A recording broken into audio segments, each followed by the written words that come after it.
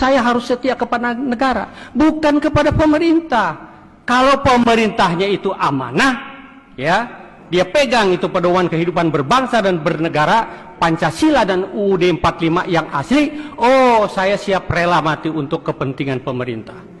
Tetapi manakala pemerintah ini mengakomodasi komunis, kemudian gayanya liberal kapitalis, enggak, saya siap mati untuk itu. Ya kita sudah tahulah situasi negara ini. Kita jangan bohong. Jadi saya sebenarnya ada keprihatinan saya, ya, kepada adik-adik saya yang masih dinas. TNI harusnya dia pegang koridor. Manakala pemerintah keluar dari koridornya, harusnya dia datang kepada pemerintah. Ini loh yang dibuat oleh founding father kita. Di sana tujuan kita. Dari tujuan negara saja sekarang sudah diacak-acak.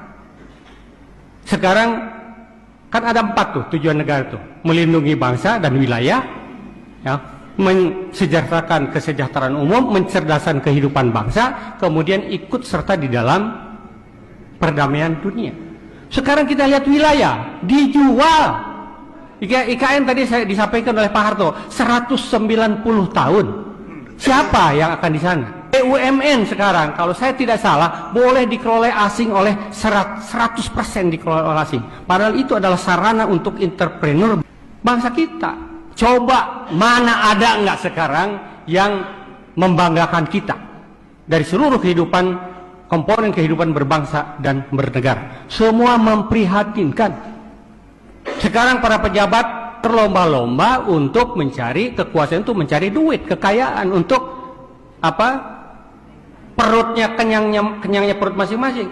Loh saya prihatin Pak, saya di Bandung tiap hari saya melihat itu bangsa pribumi yang harusnya mewarisi kekayaan negara ini hidup dari tong sampah satu ke tong sampah yang lainnya. Innalillahi. Kalau saya monitor ceramahnya Cak Emput atau Pak Mahfud, kalau pemerintah ini mengelola negara ini dengan benar dari tambang saja, harusnya pemerintah mampu menyantungi warga negaranya mulai dari yang baru lahir sampai dengan ke yang mau game over 20 juta per bulan harusnya.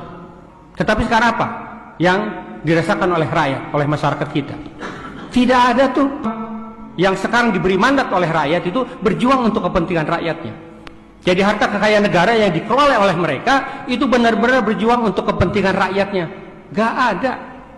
Oleh karena itu saya sudah sampaikan kepada siapapun, kalau saya diajak untuk membela agama, bangsa dan negara ini, ya, mensejahterakan rakyat, saya ikut. Mau dijadikan sebagai anggota pun saya ikut. Dan saya tidak pengen apa-apa, ya. Saya usia udah 65, sudah dapat bonus. Kita ini udah bawa tanah, nggak pengen apa-apa lagi, tetapi selamatkan anak cucu bangsa ini.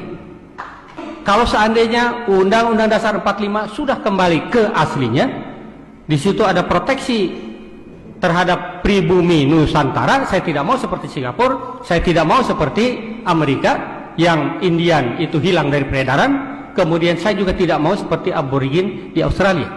Yuk kita sama-sama bangun negara ini, tetapi bahwasanya ada resolusi PBB tentang pengakuan terhadap hak-hak masyarakat pribumi.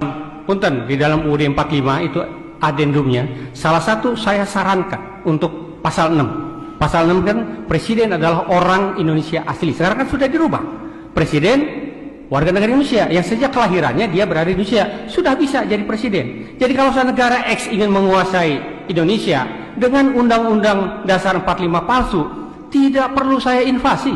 Saya siapkan agen saya suami istri, saya luncurkan ke Indonesia, ya. Kemudian begitu anaknya lahir, ya, 40 tahun kemudian, atau sekarang sudah dirubah, ya, untuk kepentingan pencalonan wapres jadi 35 tahun, kan itu dia siap untuk jadi presiden Republik Indonesia.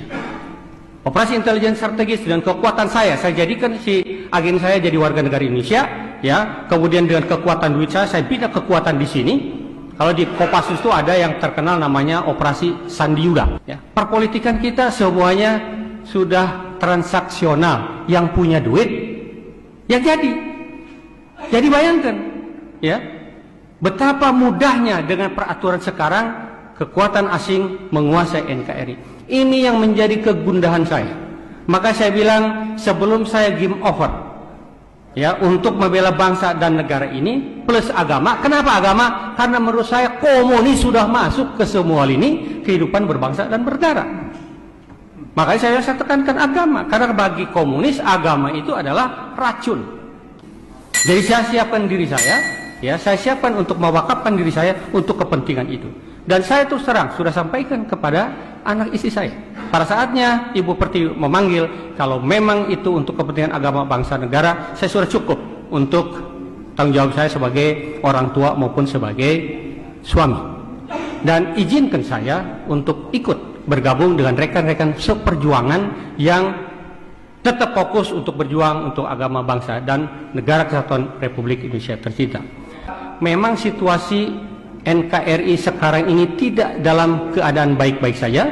Ibu Pertiwi sedang sakit. Kalau secara normatif sekarang ini pemerintahan semau gue yang berkuasa kok. Secara normatif gak akan bisa digoyang, gak bisa. Ya, tetapi paling tidak menyadarkan masyarakat bahwa situasi ini harus ada perubahan. Kalau kita tidak ingin bubar jalan NKRI ini.